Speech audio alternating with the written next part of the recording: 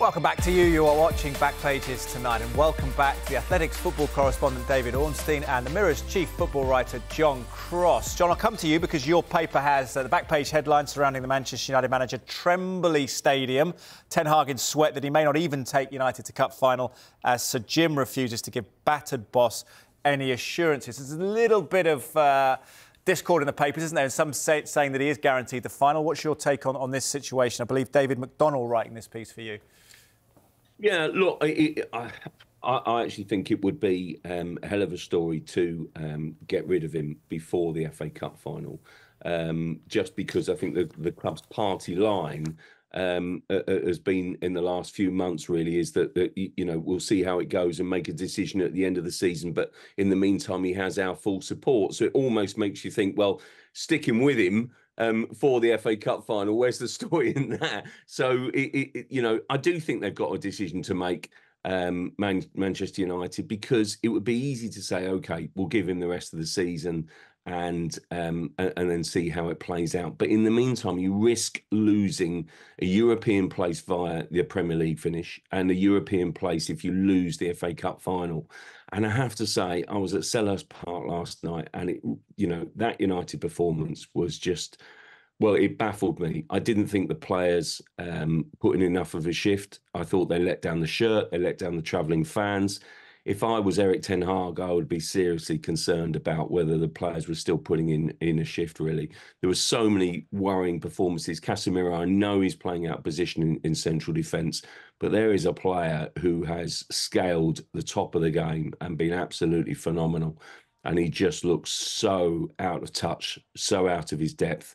I just don't know quite where it goes from here. They, as I say, they do have a huge injury list, but it would worry me. And I do think it wouldn't be unheard of, would it, for a club? I remember, you know, Daniel Levy with Jose Mourinho making that decision, if you remember, on the eve of the Carabao Cup final before, to make almost give it a shock treatment, because you just cannot afford to be out of Europe.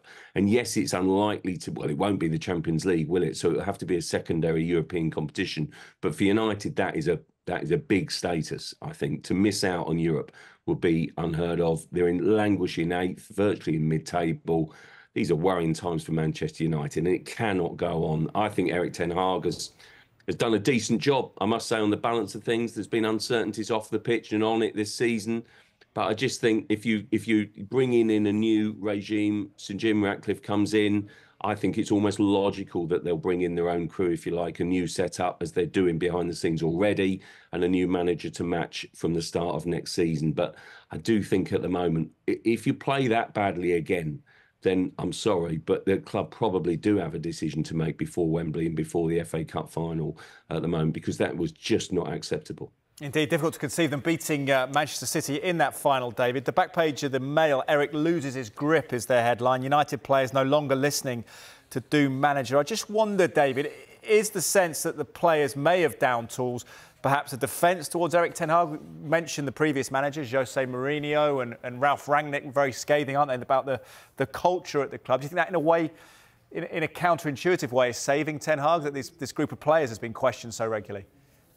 Well, I'm sure there are unhappy players in this situation at Manchester United now, at Manchester United previously, when they've been up against it in the post-Sir Alex Ferguson era, at other clubs as well. There'll be disenfranchised players who are on their way out of the club. But this has happened so many times at Manchester United. I'm not sure the players should be listened to in determining a manager's future, because there's a lot of responsibility on their shoulders as well. As John points out, Erik ten Hag made real progress in his first season in charge. This season has not been good. There are a number of people and areas responsible for that, everybody pretty much, in terms of the uncertainty about the ownership, the change with Ineos coming in. Erik ten Hag will, I'm sure, admit he's made mistakes himself. He's had player issues around the likes of Jadon Sancho and Mason Greenwood, Anthony as well. The spending that's gone on there, it's just almost a calamity of errors. But there doesn't seem to be a firm decision yet on what's going to happen with Ten Hag from Ineos's perspective, nor from Ten Hag himself, who will have a say in this, of course. He's got a year left on his contract. There's an option to extend it further. And these days are going to be crucial. I don't think it's clear what's going to happen even in the weeks ahead. What will Manchester United do against Arsenal on Sunday? Then they've got a couple of matches before the league season finishes. Would getting rid of Ten Hag before the cup final make any difference? Either way, with the might of Manchester City to face Wembley. I think in an ideal world for Manchester United, this will all be discussed and sorted out in the summer, by which point they'll get Omar Barada in as chief executive. Let's see if Dan Ashworth gets into the club as sporting director. Jason Wilcox is already in as technical director. But John sums it up. It's just not a good time at Manchester United. There's a huge amount of work that needs to be done to get them anywhere near to recapturing their former glories.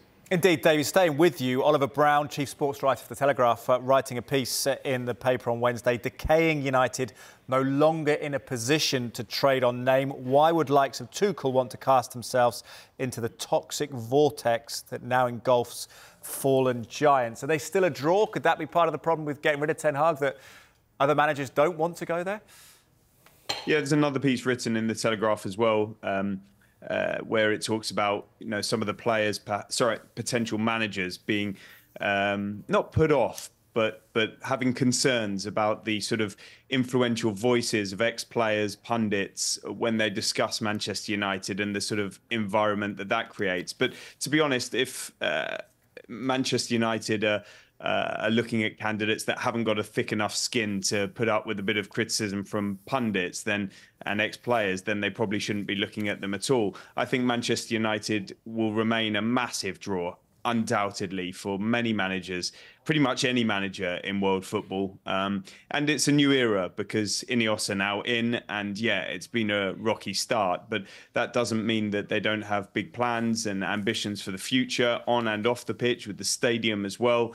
And there will, I'm sure, be money invested within the PSR limits. And so when you're looking at these candidates or potential candidates, our understanding is that Thomas Tuchel does want that job if there's a vacancy, for example. There will be others who are talked about, the likes of Graham Potter and Gareth Southgate, and plenty more besides. I don't know of the short list that have apparently been drawn up. But the appeal of Manchester United to coaches and managers the world over is not going to go away because they've had a dip. To the contrary, I think that many will see themselves as being capable of helping rejuvenate Manchester United. And if they do, then what a job that will be to take on. That challenge is, I'm sure, pretty attractive. However, difficult times are for them now.